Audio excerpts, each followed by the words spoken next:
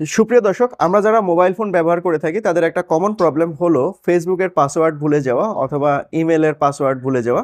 বিশেষ করে ইমেলের পাসওয়ার্ডটা তো আমাদের মনে থাকেই না, জিমেলের পাসওয়ার্ডটা আমরা ভুলে যাই।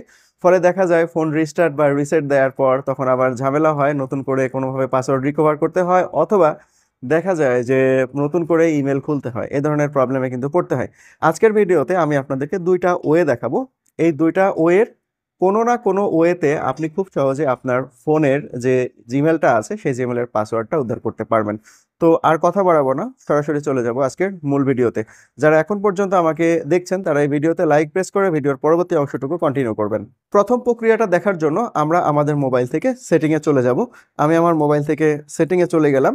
এই সেটিংয়ে যাওয়ার পর একটু কষ্ট করে খুঁজে বের করতে হবে গুগল যেখানে আছে, আপনিও গুগল খুঁজে বের করবেন।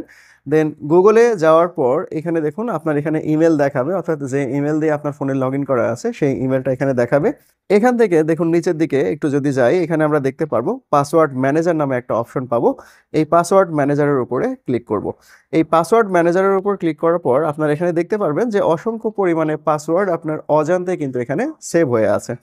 এখান থেকে একটু খোঁজার ট্রাই করবেন যে আসলে আপনি জিমেলের পাসওয়ার্ড যদি খুঁজে থাকেন তাহলে জিমেল লিখে সার্চ করবেন। যদি জিমেল লিখে সার্চ করার পর যদি পেয়ে যান তাহলে বুঝতে পারলেন যে আপনি আসলে জিমেলের পাসওয়ার্ডটা এখানে সেভ করে রেখেছেন। তো যাই হোক, আমার এখানে আমি সার্চ করার পরেও কিন্তু পেলাম না, কিন্তু জিমেল থাকার কথা। দেখুন এখানে কিন্তু অলরেডি আছে, যেটা আমি সার্চ করে পেলাম না। তো যাই হোক, এখানে আমি যদি জিমেলের উপর ক্লিক করি এবং এখানে আপনাকে ফিঙ্গার দিতে হবে, বা আপনি যদি পিন লক করে থাকেন তাহলে পিন লক দিবেন। তো আমি এখানে দিয়ে দিলাম। দেখুন এখানে কিন্তু বলছে যে ইন্টার ইওর স্ক্রিন লক, মানে আমার স্ক্রিনটা লক অবস্থায় আছে, এটা লক খুলতে বলেছে। তো আমি এখানে লক খুলে নিলাম। এখন এইখানে দেখুন যে আপনার ইমেলটা উপরে দেখাবে, এই জায়গাটাতে আপনার ইমেল দেখাবে এবং এইখানে ঠিক পাসওয়ার্ডটা থাকবে এরকম অবস্থায়। এখানে চোখের মতো যে আইকনটা আছে এই আইকনের উপর যদি ক্লিক করেন তাহলে আপনি আপনার ইমেলের পাসওয়ার্ডটা এখান থেকে দেখতে পারবেন। তো এই হলো একটা ওয়ে। এখন ধরুন আপনি এইভাবে কোনোভাবে আপনার ইমেলের পাসওয়ার্ডটা পাচ্ছেন না, এখানেও পাচ্ছেন না, তাহলে কি পাসওয়ার্ড সেভ করা নাই, তাহলে এখন আপনাকে রিকভার করা লাগবে। আর রিকভারটা কিভাবে করবেন? এই রিকভার করার জন্য একই রকমভাবে এই জায়গাটাতে আমরা ব্যাক করলাম। ব্যাক করার পর এইখানে দেখুন যে জাহাঙ্গীর হোসেন, অর্থাৎ আমার নাম লেখা আছে, আপনার ক্ষেত্রে আপনার নাম লেখা থাকবে। জাস্ট এইখানে আমরা ক্লিক করব। এখানে ক্লিক করার পর দেখুন এখানে ম্যানেজ ইওর গুগল অ্যাকাউন্ট লেখা থাকবে, এইখানে আমরা ক্লিক করব। এখানে ক্লিক করার পর আমাদেরকে সরাসরি গুগলের যে সাইট আছে, ম্যানেজার রয়েছে, সেখানে নিয়ে চলে যাবে। এখান থেকে আমরা এই যে সিকিউরিটি যে অপশনটা আছে এই সিকিউরিটি অপশনের উপর একটা ক্লিক করব।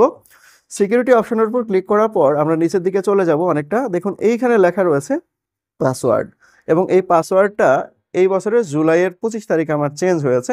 আপনি কবে চেঞ্জ করেছিলেন সেটা কিন্তু এখানে দেখাবে, অথবা যতদিন ক্রিয়েট করেছিলেন সেই তারিখটা এখানে শো করবে। তো যাই হোক, আমি এখানে ক্লিক করলাম। ক্লিক করার পর এখান থেকে আমাদেরকে আরেকটু সময় অপেক্ষা করতে হবে। আর আমি যেখান থেকে ভিডিওটা করছি সেখানে সাধারণত নেটের স্পিড একটু কম থাকে, এর জন্য একটু টাইম লাগে। তো যাই হোক, পরের স্টেজে যাওয়ার সাথে সাথে আমাকে ফিঙ্গার দিতে বলেছে, তো আমি এখানে ফিঙ্গার দিয়ে নিলাম। ফিঙ্গার দেওয়ার পরে আবারও ফোনের লকটাও দিতে বলেছে, সো আমি এখানে লকটাও দিয়ে নিলাম। তারপরে নেক্সট বাটনের উপর ক্লিক করলাম।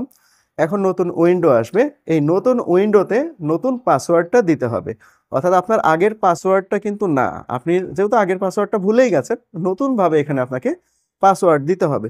তো আমি এখানে নতুন পাসওয়ার্ডটা দিয়ে দিচ্ছি, এখানে নতুন পাসওয়ার্ড দিব এবং পরের জায়গাটা আছে দেখুন, এখানে নতুন পাসওয়ার্ডটা আবার নতুনভাবে রিটাইপ করব। রিটাইপ করার পরে চেঞ্জের উপর ক্লিক করব। তো যাই হোক, আমি আমার কাজটা করি।